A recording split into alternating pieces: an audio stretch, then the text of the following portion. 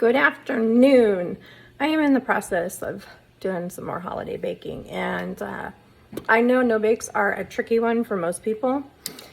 And the key I have found is you obviously need to really know the temperature of your stove. That's the key. I ended up getting a new stove and had to learn that whole thing a few years ago. So what I do is I get everything in the pan. And so I put in my sugar, I put in the butter. Right now I have a double batch going, so I put in 4 cups of sugar, a cup of butter,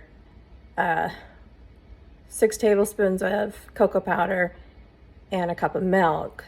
And then you got 6 cups of oats, a cup of peanut butter, and a tablespoon of vanilla in my other pan. I'm gonna turn it around here in just a second and explain how I do it. And these always seem to come out perfect. Now that I'm doing a video, they'll probably won't. So let's find out. What I do is I get these to the point where I have it on medium heat right now.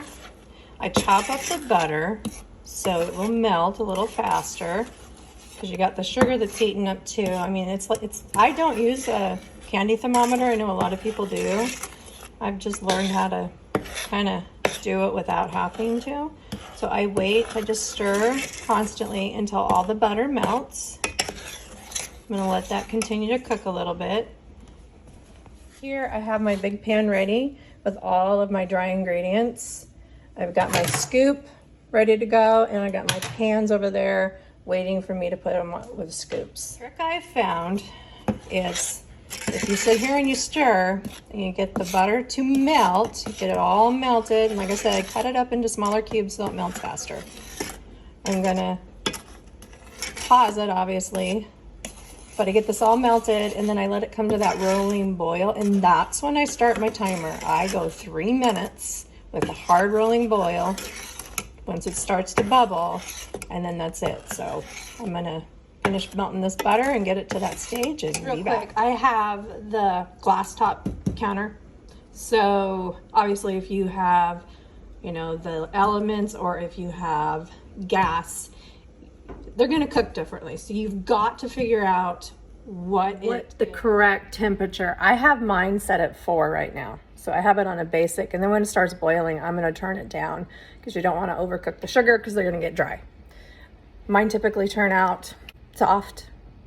All the butter is melted. Everything's incorporated. I stop stirring it.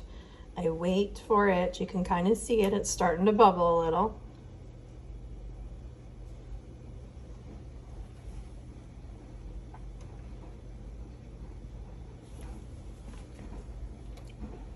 It's a double batch. I've never done a double batch on this stove. I always do singles. So see, it's starting to boil.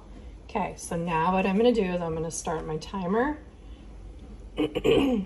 right now at 3 minutes.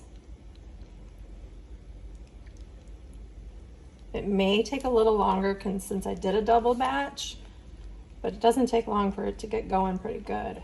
Once it starts really boiling, I turn it down because I don't want to overcook the sugar. And I don't stir it at all.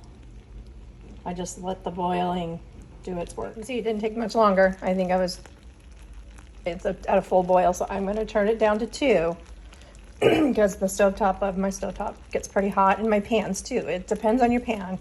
My pans have let me show you here, I got this extra one here. It's got water in it. So my pans have like an extra layer in them.